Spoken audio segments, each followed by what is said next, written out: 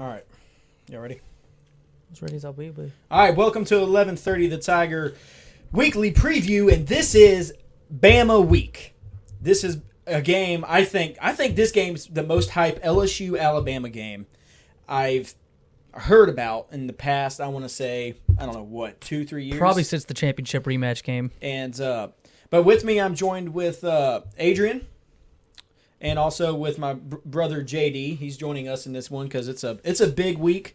And also we're gonna have John Boy call in, and we're gonna have a couple questions we're all gonna answer for that. But let's go ahead, and I'm gonna go ahead and start with how LSU is, I guess preparing for this game against number one Alabama, who's number one in the college football playoff rankings right now, deservingly so, and also how the players are. I guess you can say because there have been a few LSU players coming out, and I don't want to say talking. I guess they're talking trash, but they're basically saying, like with Dwayne Johnson, defensive back for LSU.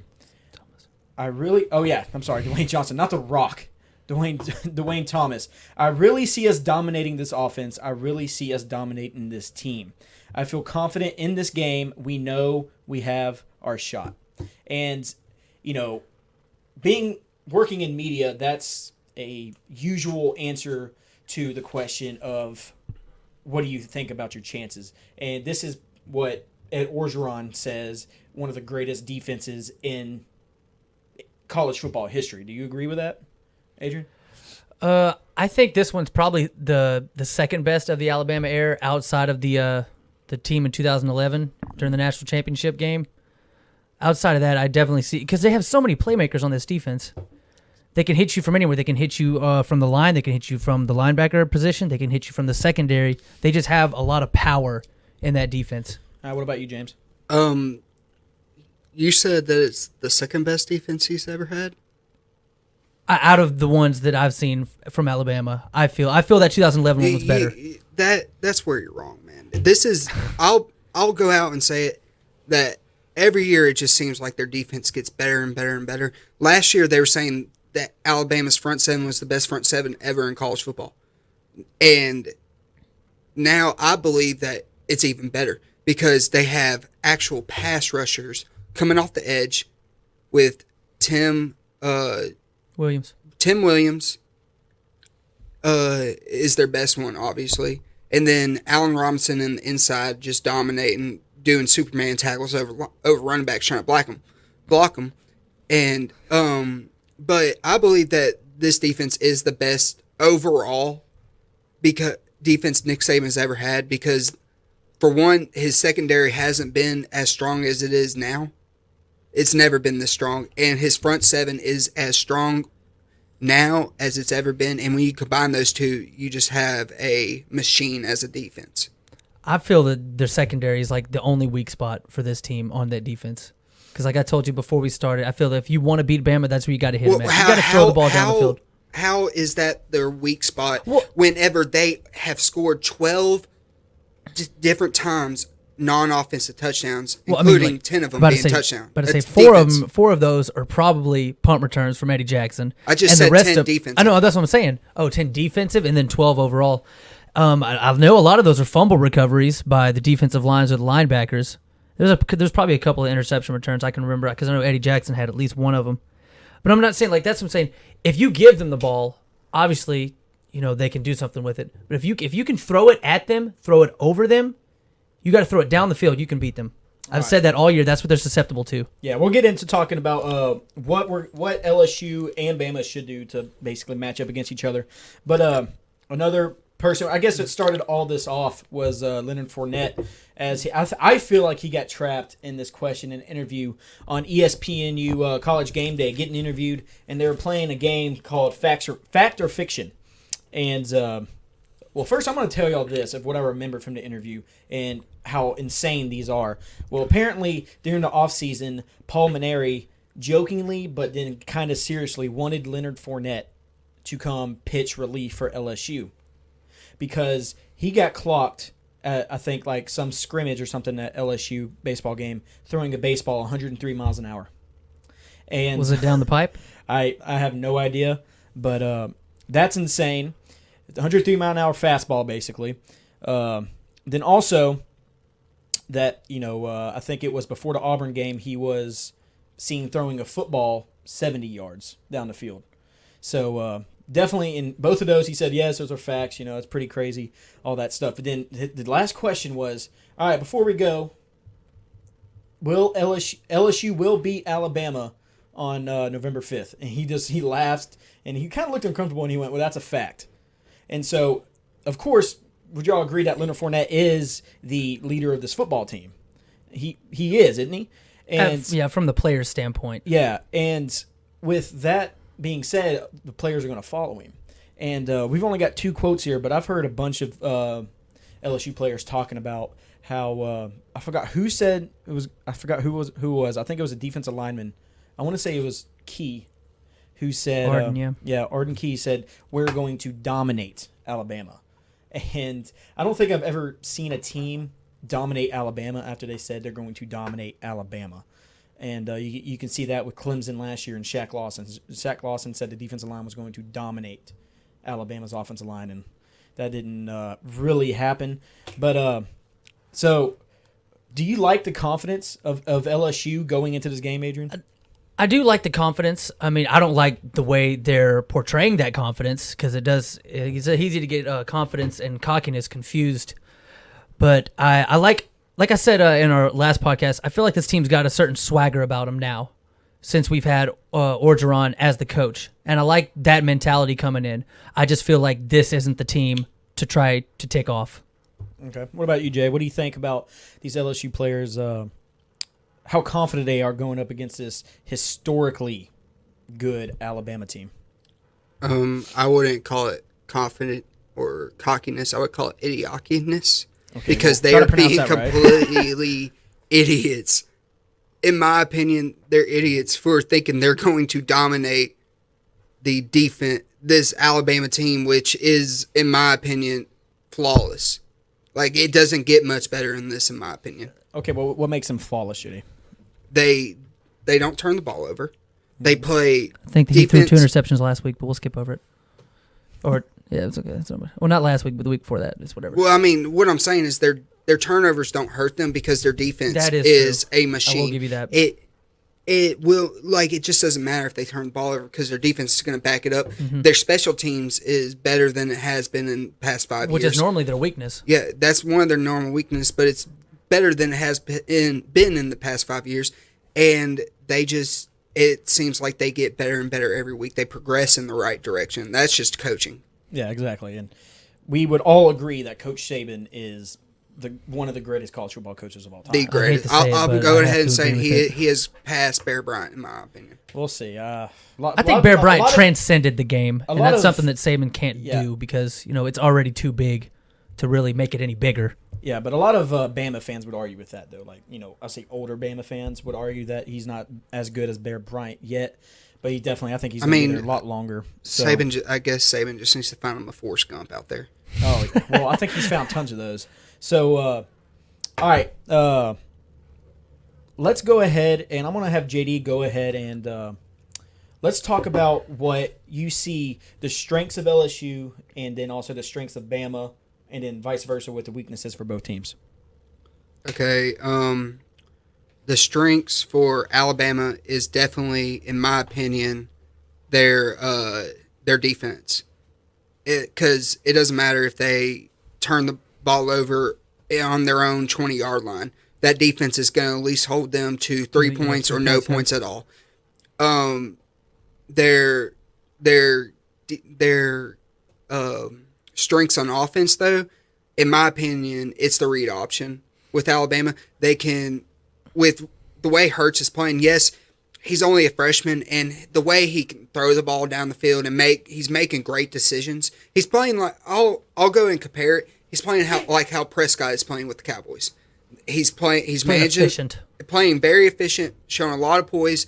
He's making great decisions, and it's just gonna progress over time, and he's going to be a great college football quarterback. Yeah, but the thing about Hurts that really impresses me is that he has over 1,500 passing yards and 12 passing touchdowns, and it's about halfway through the season. Yeah, and a lot of Alabama players don't have that, And I will say, because I think this is one of the first years I've noticed Alabama doesn't have a dominant, consistent starter, I guess you could say. They're starting to rotate running backs. And so It's that more of a definitely- committee than it has been. Yeah, so it opens up the pass game a lot. And with Hurts and his scrambling ability, it's very, very it's a very, I guess, It opens up the playbook a lot more. It's very different from an old Alabama. That's what's made them different, is because they've never had that. And read that option was ability before. that was a big difference between Nick Saban and Les Miles. Now that Les is gone, Les never changed. Nick Saban adjusted. He brought in Lane Kiffin, and now look at what Lane Kiffin's done with this offense. He has opened it up, and he's got stars in the NFL. You got Amari Cooper. You got Derrick Henry, who just had a huge game last week. Shout out to Amari Cooper on my fantasy team. But anyway, let me continue. The strengths for Alabama, like I said, on the offense, I think it's the read option.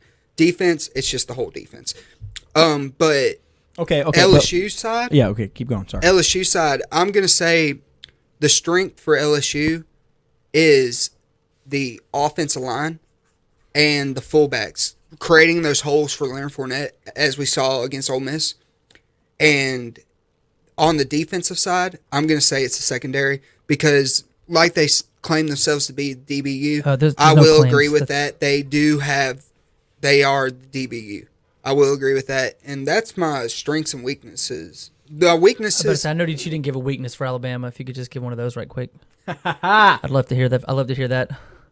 I would have to say it's their inexperienced O-line, which in most viewers' eyes would see a weakness, that being a weakness at all, because their offensive line is better than 98% of other universities. It's just not up to Alabama. It's just not up to Alabama's par. But if by the time they get to the SEC championship game, which in my eyes I think they will have it rolling on all cylinders.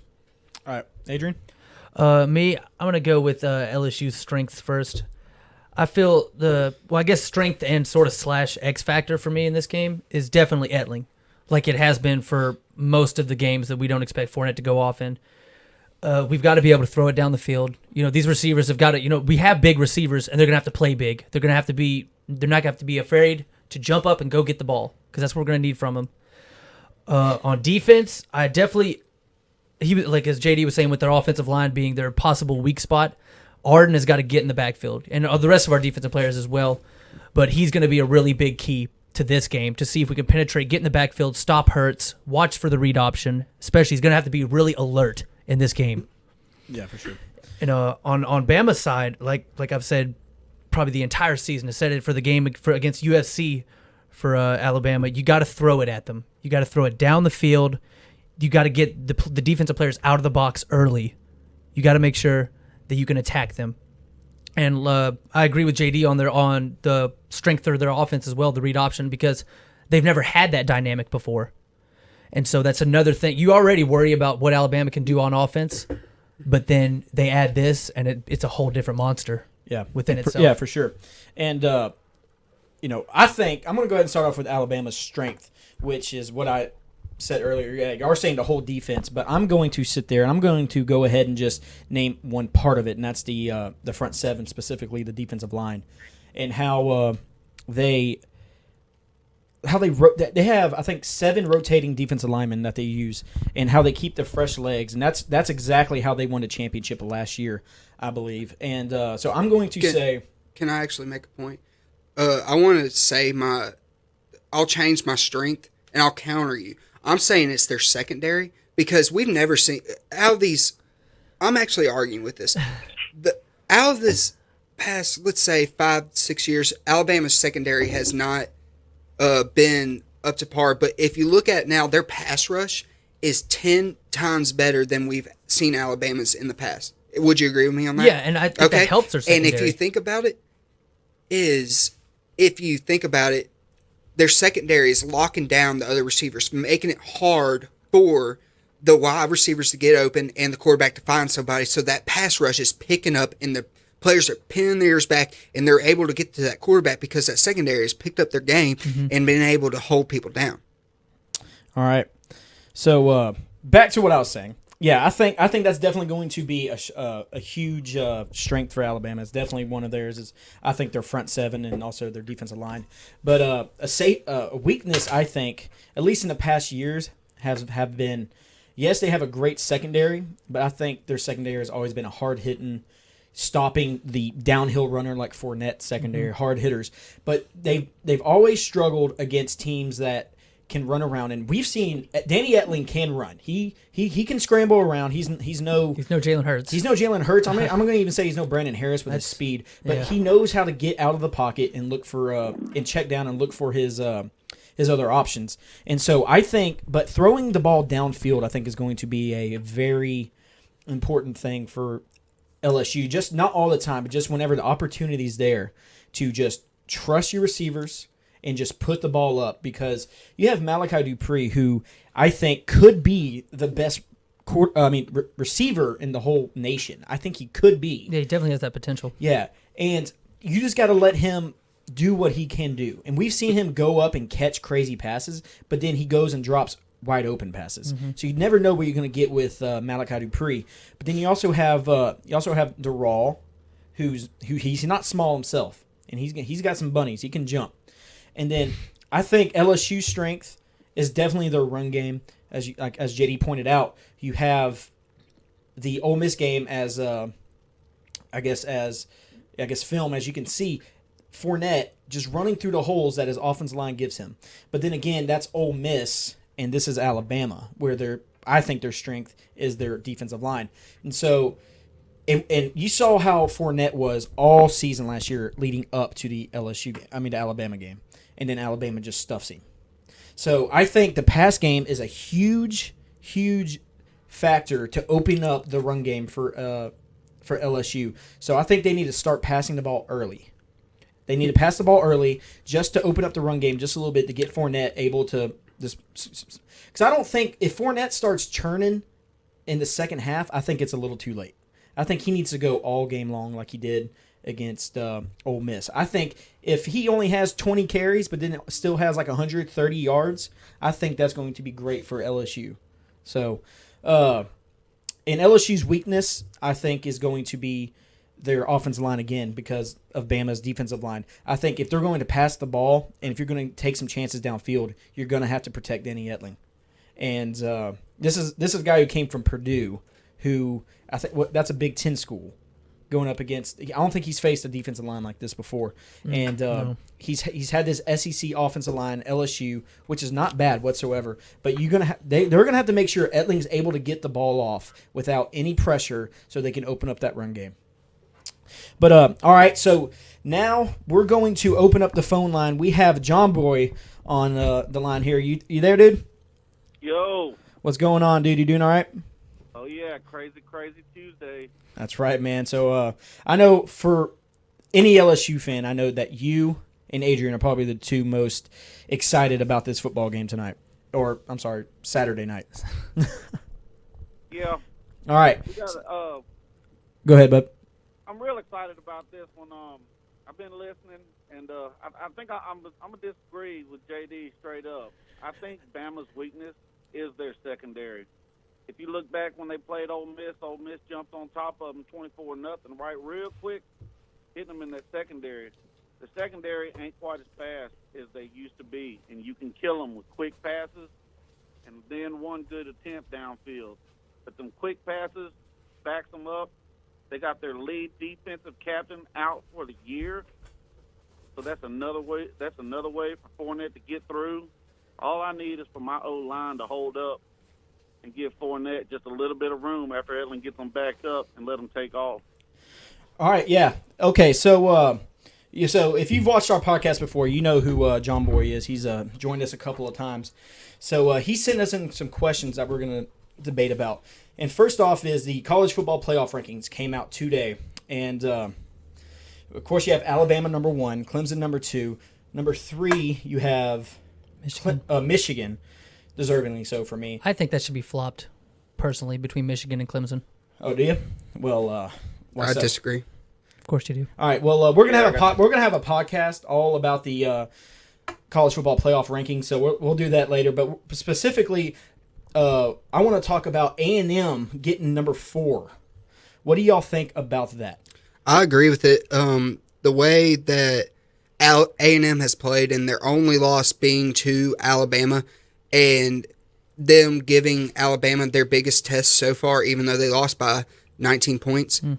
I believe, because honestly, Alabama is the best team in the country right now, and everybody knows that. If you're denying it, then I don't know what's wrong with you. But with that being their only loss and the way they have just outplayed people, they beat UCLA, they beat Tennessee at home in a close game. They dominated Arkansas. I got them at 4 for sure.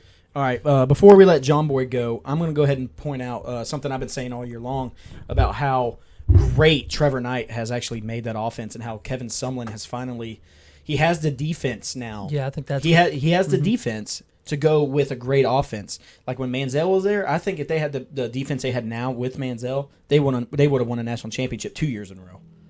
You know, I think they would have because of how dominant that offense was with Mike Evans. No one could stop Manziel except LSU. That's the only team That's I know true, who yeah. could stop LSU. I mean Johnny Manziel. But then also Mike Evans, who's like 6'5" and about 210 and can jump just as high as anybody I've ever seen in college football.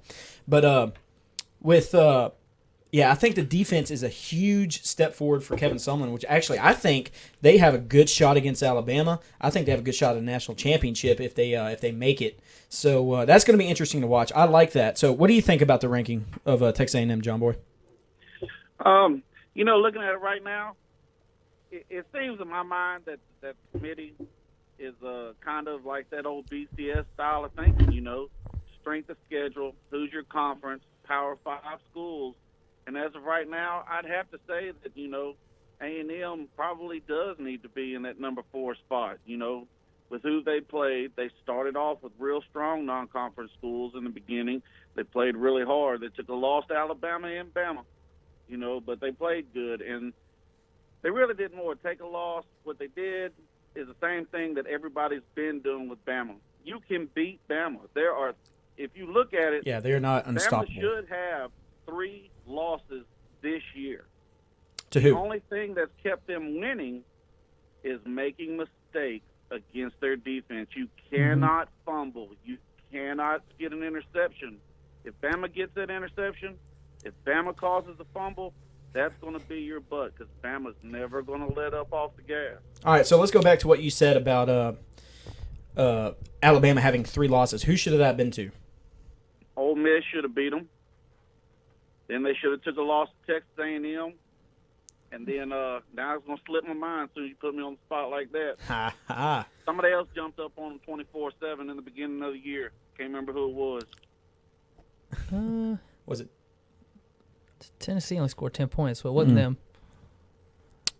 Okay, well, anyway, but what about you, Adrian? Let's move on to you, and let's talk about the A&M ranking. The playoff thing? Yeah, the playoff ranking, and do you think that they deserve to be at number 4 right now? I've always been a believer of the unbeaten over anything else. And I felt like everyone's like, well, Washington, the Pac-12 is, looked really weak this year. I've never been a believer in the SEC bias. Anyone who knows me knows I can't stand the SEC. I'm not a conference guy. I'm a team guy. Yes, I know A&M's one loss was to, the hands-down number 1 team in the country at Alabama. But I feel that Washington does have a lot of good wins on their resume. Granted, Stanford hasn't been as good as people thought they were going to be, but still, it's not that easy to stop Christian McCaffrey, and they did that. And Washington, what I like from them is they haven't struggled throughout most of the year, except for this past week they had a close game. Before that, though, they were blowing teams out of the water. And I just personally like Washington over A&M. I'm not a believer in the bias. And I believe in the unbeaten over everything else. All right, and I think the team John Boy was looking for, was Arkansas. Arkansas, yeah. Arkansas jumped on top of them real quick, but they got off the gas.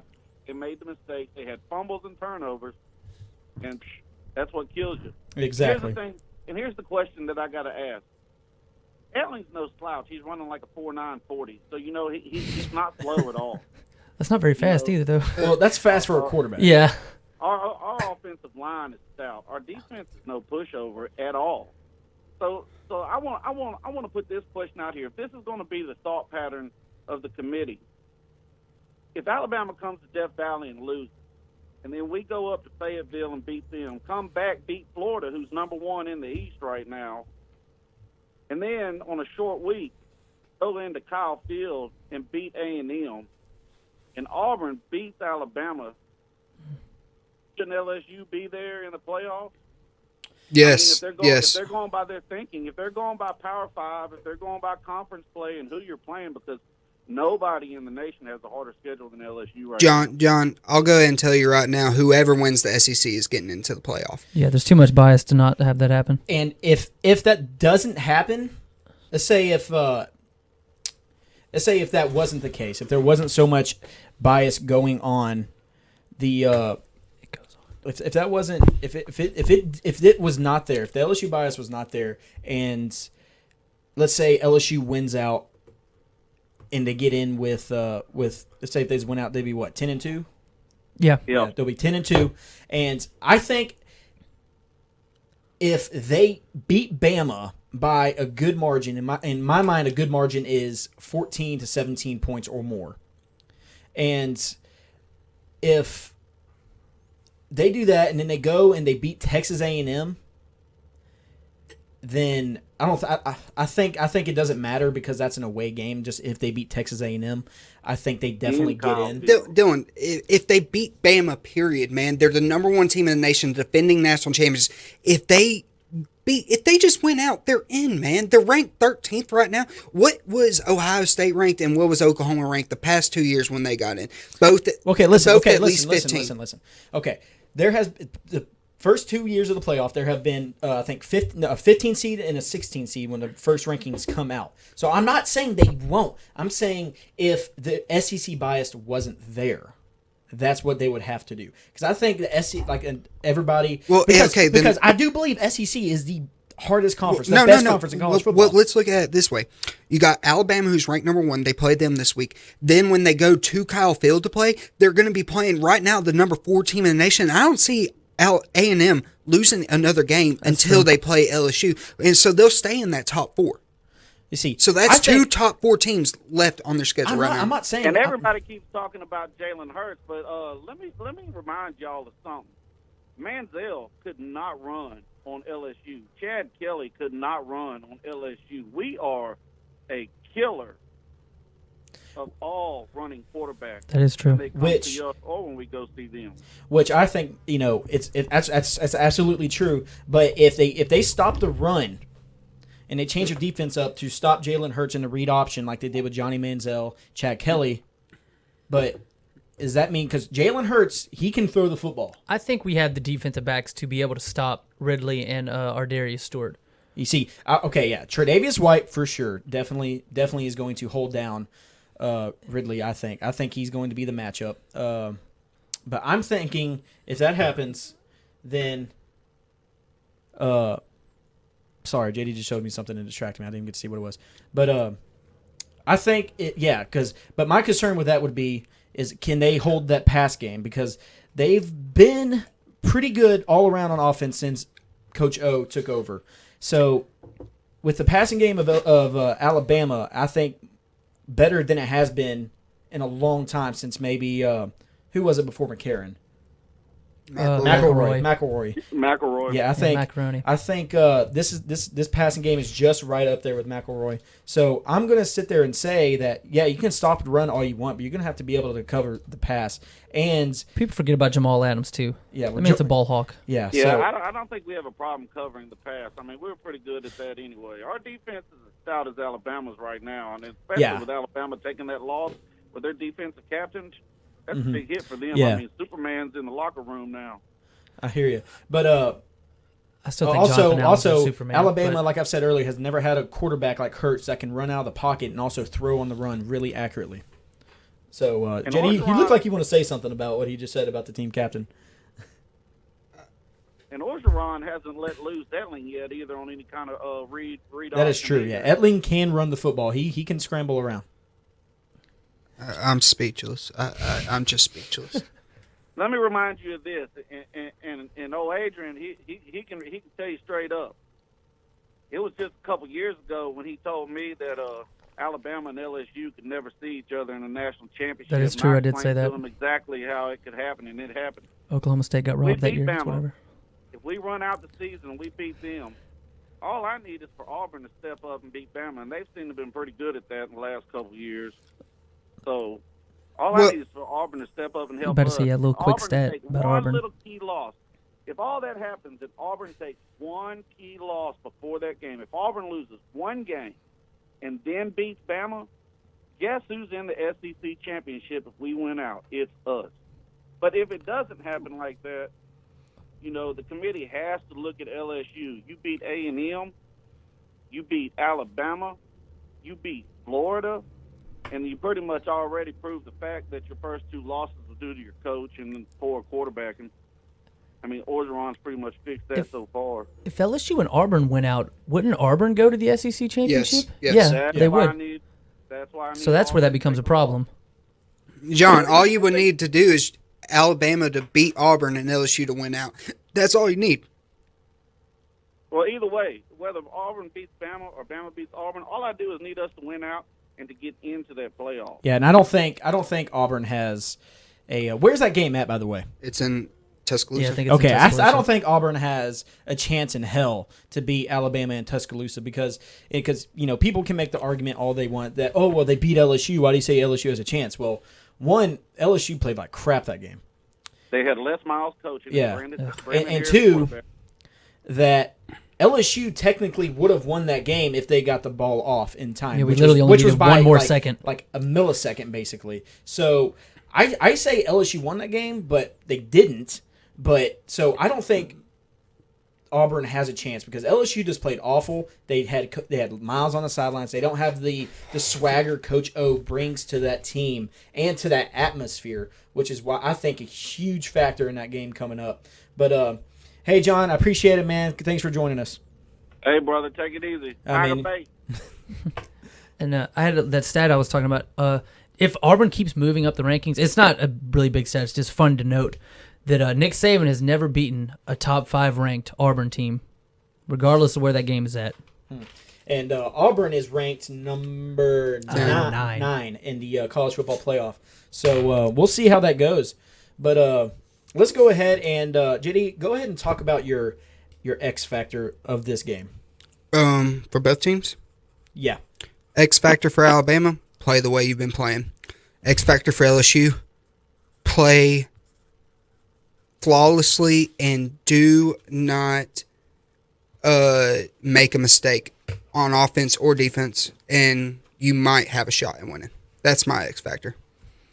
Okay, and then my X factor, like I said earlier, my X factor is probably going to come down to on-off. I'll do the offensive side of the ball first for LSU. It's definitely going to be Danny Etling. He's got, that's like you said, he's got to play flawless. If we have turnovers, we're not going to win. Even if we get turnovers from them, we still might not even win. He's got to be able to throw the ball. He's got to play efficient. He's going to have to know when to scramble. He's going to have to slide because he's gotten beat up this year. If we're just being honest, I'll say this: if Danny Etling plays the way Anthony Jennings played 2 years ago against Alabama, y'all have a very good shot.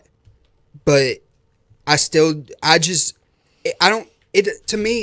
feel like even if Alabama turns the ball over 4 times, yeah, that's what I was saying. I still can't see that defense breaking. That's what for I'm saying. Bama. We have to not turn over the ball. Yeah, y'all and get turnovers from them at the same time. One turnover for y'all are done. That's all I'm saying about really that. Could spell doom. Bama could turn over the ball 4 times, in my opinion, and they could still probably win the game. Exactly. So a big thing I think, like I just said, is going to be that atmosphere at Tiger Stadium and about how this game is being built up. And do y'all agree that this game's being built up to be one of the best games of the season? Just because, well, one, we're in Louisiana, and two, that it's make or break time for both teams. I think. I wouldn't say it's make or break for Alabama. I would say it's make or break for LSU. But I would agree with you that I think it's just to do with us being in Louisiana, because I think the game of the year right now, in everybody's opinion, Michigan, Ohio State. That's what I was about to say. Everybody's opinion around the country is going to be Ohio State Michigan. So I think it's just because we're in Louisiana, but it's definitely on people's radars, and in my opinion, it has turned into a top 5 game of the year. Almost every year. Yeah, well, it seems like it is all the time, especially it's a big game because, game day is there.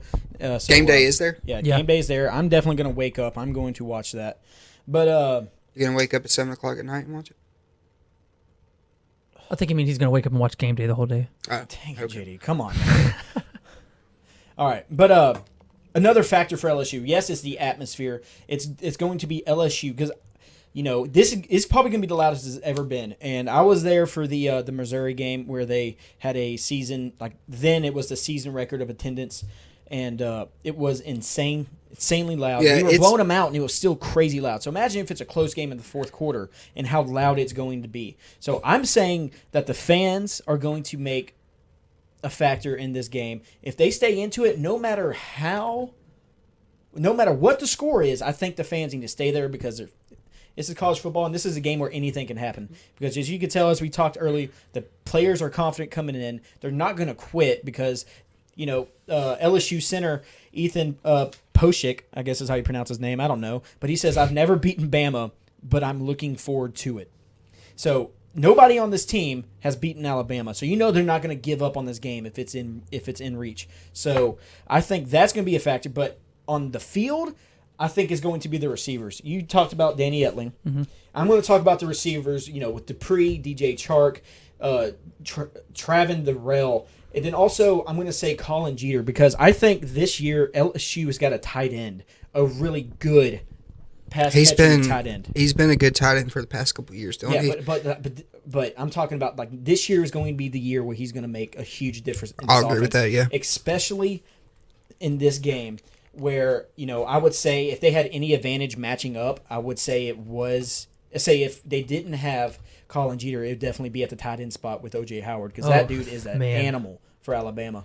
So I think Fanside actually had him going to your Texans in this upcoming draft. I would be excited if that happens. He runs like a receiver. Exactly, and he's like what 6'7" Next or something like that. All right, Patriot fan, calm down. All right, but I think that he has all these options now, and Colin Jeter is a very reliable option to check down to whenever Etling has to roll out of the pocket. And as we've seen, Jeter can bust out of his route and just go to get open. So I think Malachi Dupree, DJ Chark, Travin Darrell, I can never say his name right, Colin Jeter, but then also Leonard Fournette out of the backfield, even with Geis when he gets in. I think short yardage passing is going to open up the deep bombs whenever and definitely the change of pace between our two running backs. Yeah, exactly. With because Geis can definitely. Okay, don't get me wrong. Fournette can do everything Geis can. Me and JD had this argument before, but Geis just has that factor to it to where when he gets to the outside, it's extremely hard to tackle him. But same thing with Fournette, but that's just because he's a truck. So those are my factors about it's this. It's like a Coke machine with legs. Exactly. That is not an endorsement here. Not enough people like us for that to get an endorsement from Coke. But all right, y'all. That is the week. I wanted to mention our little wager. Okay. All right. So I'll go ahead and announce the bet and let y'all officially accept it on the podcast with people knowing. All right. So as y'all know, JD and Adrian are two different sides of this game. You see, because JD definitely has. Okay, camera's not working. But all right. Anyway, JD, you have Bama winning this game. Yes, I do. Okay. Adrian, you have LSU winning this game. Most likely, yeah. Most likely, yeah. It's a tough one for me. Like, heart says one thing, brain says another. All right, yeah, but listen to your head, kid. Just listen to it. I didn't tell you which one was saying which. But we're going to. They placed the wager earlier before we started this podcast. So as you know, me and JD are huge Oklahoma fans, and we cannot stand the Texas Longhorns. And Adrian, being an LSU fan, cannot stand the Alabama Crimson Tide. So, if LSU wins this ball game, I'm going to follow around JD during his life, walking around in public places wearing nothing but Texas Longhorn gear. So, and then vice versa with Adrian, he's going to walk around, if Bama wins, wearing nothing but Alabama gear for a whole day. Oh my So, do y'all accept this bet? Yes. Yeah, I accept it. All right, you heard it here, right here on the LSU Weekly LSU Tiger podcast. So this is going to be great. This puts it a lot more interesting in for me, even though you don't even need that, because this is going to be the game, one of the games of the year, I think. So should I say who I think is going to win this ball game? Yes. Go Tigers. I say LSU wins this game by a very small margin, and I say it's going to be a defensive battle. I say no more than 24 points for both teams are scored, and that's Dylan says very take the big. under. Yeah, I don't know what that means, but yes, that's what I'm saying. Points. Yeah, I don't know that gambling stuff, but all right, y'all. Thank you for joining us, and y'all have a blessed day. Peace. All right. That was a long show. Yeah, it was. Well, John wouldn't get off the phone. Like he just kept going. I was like, that was pretty cool. I liked him having on there. Yeah. You enjoy wearing that crimson?